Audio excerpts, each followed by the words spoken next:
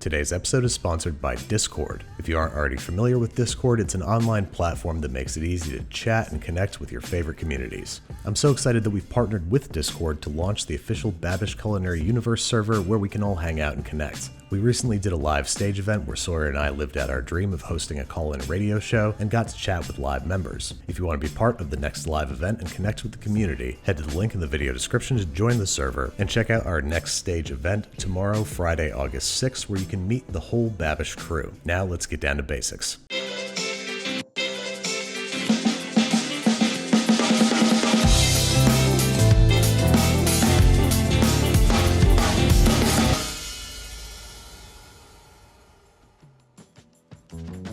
Alright, so obviously first thing we gotta do is make some dough. This can be done in a stand mixer or by hand. Either way, we're starting with 625 grams of bread flour, 2 teaspoons instant dry yeast, 1.5 tablespoons of sugar, and 1 tablespoon of kosher salt, tiny whisked to combine, into which we're gonna cut 40 grams of unsalted soft butter. Basically, we're taking this one step past pie dough. We don't want big chunks of butter kicking around. We want it to be incorporated into the dry stuff until the mixture has a sort of sandy texture. That means we're ready to start adding the wet stuff. 135 grams of water and 300 grams of whole milk. Affix dough hooks and knead on medium-high speed for 4 to 6 minutes until the dough is smooth and supple and elastic and bouncy and passes the window pane test. Now it's ready for an overnight cold ferment in the fridge. This is an optional but important step that improves texture, flavor, and appearance. Basically, we're going to stretch our dough into a nice taut ball and plop it into a well-lubed, airtight container where it can enjoy a long, cold fermentation in the fridge overnight. Now, if you want to make these English muffins but don't have a stand mixer, we got you covered. In a nice big mixing bowl, it's the same procedure up to the point where we add the butter, which instead of the paddle attachment, we're going to work into the flour using our fingers. Once it's got that sandy texture, we can add the same amounts of milk and water, mix it up until it's just fully hydrated and no dry patches remain, drop it in an oiled bowl, cover it with a plate, and let it rest for 15 minutes. Then we're going to start doing what's called the lift and fold technique, where we lift up the edges of the dough and press them in towards the center 5 or 6 times. Then we're recovering it and letting it rest for another 15 minutes before repeating thrice times. This is a slower, more gentle, and lower effort way to develop gluten in dough. Sure, it takes an hour instead of 5 minutes, but it's way easier and produces an uncannily similar result. In fact, you can do the same thing with pizza dough, sourdough,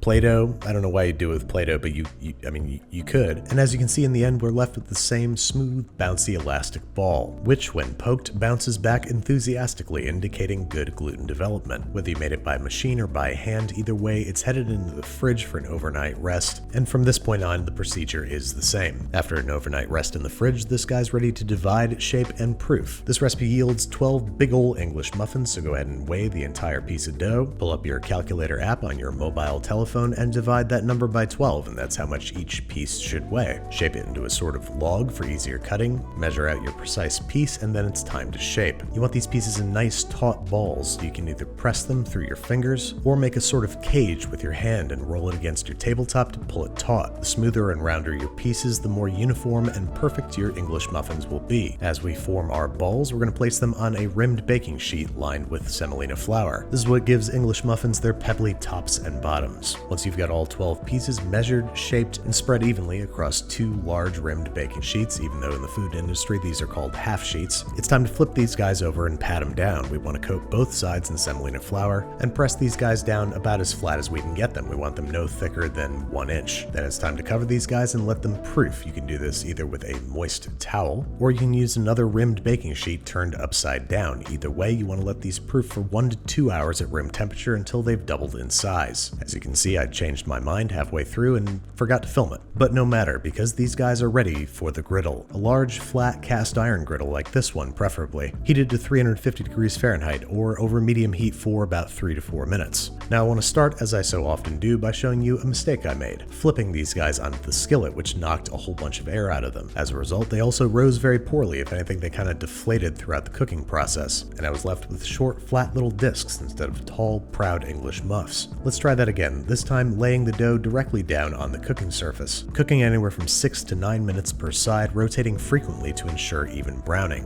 then flipping very carefully to minimize deflation, and look at that, damn near twice the height of the last batch. Griddled English muffins take a little bit of practice, and there are going to be some subtleties specific to your dough, your griddle, your favorite color, etc, etc. If you want to make sure these guys are done, go ahead and take their temperature. You want to hit 200 degrees Fahrenheit internally, remove them onto a wire rack to cool, and there you have it. Homemade English muffins, head and shoulders above anything you're going to be able to buy in a store. Obviously, we're splitting with a fork because we're not monsters, and because it maximizes nooks and or crannies. And if you want proof that this is better than the store-bought stuff, let me ask this. When's the last time you ate an untoasted English muffin? Fresh off the griddle with nothing more than a little bit of butter and salt. These things are absolutely beautiful just the way that they are. That being said, English muffins are obviously at their best and split way more easily once they've cooled completely. Once you've examined the gnarled hills and valleys upon which butter can melt and jam can run rivers red, it's time to toast these guys up and eat them as they were intended. My personal favorite is a pool of salty butter and one little bit of jam spread one bite at a time. At this point during filming, I think I'm on my 4th English muffin, but that ain't stopping me, I promise you, especially because I discovered I could make an English muffin smiley cat face thing. But probably the best use for English muffins is to make breakfast sandwiches for those you love. Thanks again to Discord for sponsoring today's episode and partnering with us to launch the new Babish Culinary Universe server. On the BCU server, there are channels for everything from sharing cooking tips to cat pictures, or just connecting with fellow food lovers. I'll be jumping in to host our next live stage event tomorrow, Friday, August 6th at 5 p.m. Eastern.